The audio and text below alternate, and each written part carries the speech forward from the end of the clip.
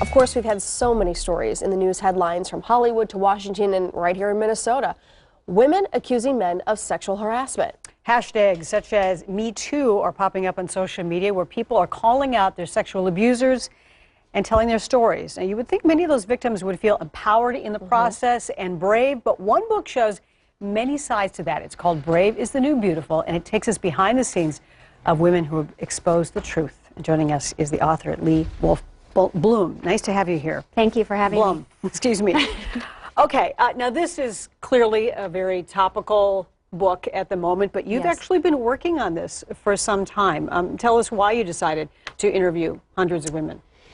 I started realizing that women, we walk around and we act perfect and we try and be perfect, and the reality is that everyone wants to be perfect, but nobody wants to be around perfect. And so I started looking like something's going on with women, and I wanted to dig deeper.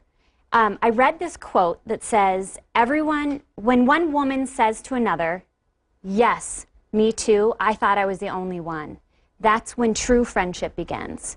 So I thought, there's something going on with women deeper, and so I started doing the research, and what I found is what I thought to be true, is that everyone is fighting a battle that you don't know about. And so if we could start saying, hey, I'm struggling with this, and then somebody else comes along and says, me too, we feel empowered and feel courage and bravery. And that's what's happening in our culture right now. I feel like this is the year of brave. And you talked about digging deeper and getting into that research. What did that research look like to you? You interviewed hundreds of people, but what were you asking them? What were you looking for? What were they? Were they just an open book and telling you all things about their life? No, it was funny. I thought I would have to look really hard. I thought I'd have to do an American Idol-like search to find these women. And what I found is they were my next door neighbors. They were the women I see in the grocery store. They were women in my church. And so I started just asking them questions. Do you feel brave? And every single one of them said no.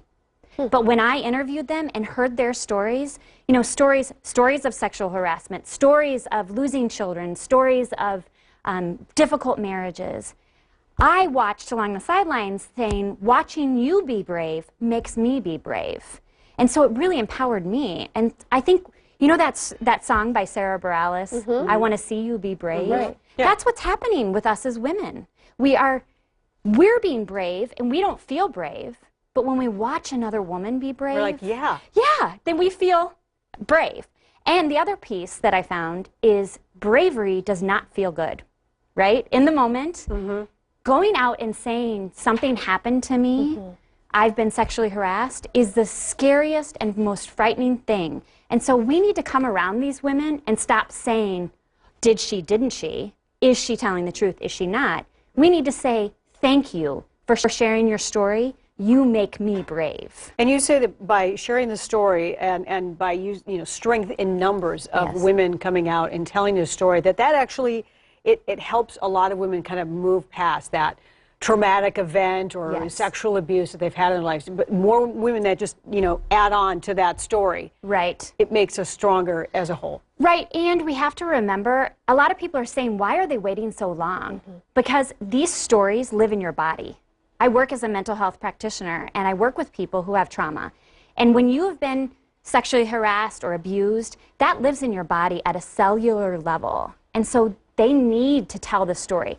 Maybe it's not telling the story publicly, but telling it to a therapist or telling it to a friend, because it lives inside your body, and you have to let it come out. And so it's really awesome watching our culture right now change. You talked about the women who are telling their story, they don't feel brave, yet the women who are hearing their story feel so brave. Yes. Why can't that person feel brave? What is it about us that doesn't allow ourselves to be proud or be brave of ourselves and excited about what we're doing? What is that? I think that's us as women. We get afraid that we're going to be seen as overconfident. We get afraid we're going to be seen as bitchy. We get afraid to say, hey, I did a really good job, or that was really scary. I'm exactly the same way. I mean, when I'm doing this stuff, I'm scared to death, and people are like, you did a great job, and I'm like, I was so scared.